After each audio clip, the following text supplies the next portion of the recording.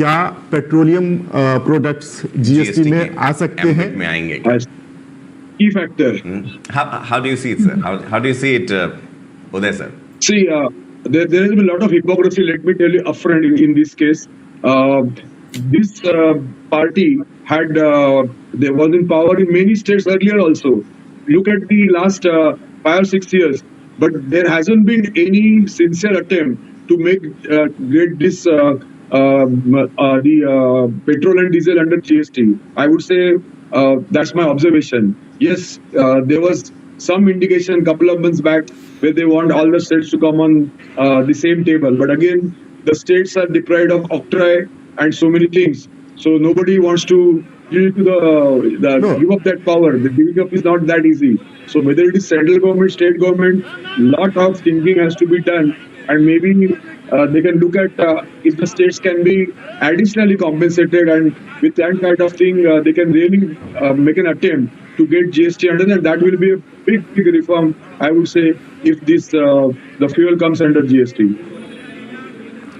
No, but again, when the GST was to be introduced, there were lots of agitations from the opposite side. Now, when half of the states across country are ruled by BJP, why can't they convince their state leadership or their state governments? Because it will be a huge relief. अभी जो food inflation हम देख रहे हैं 9.4% पे, urban inflation about 9.5% पे.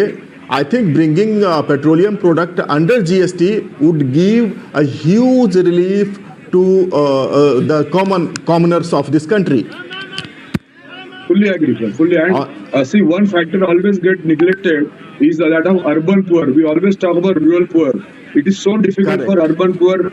Maybe he lives in the range of 15 to 20,000 rupees salary per month. It's so difficult. So that neglection should they should focus on that, and maybe GST rationalization could be, in terms of fuel, will be one of the steps in that direction.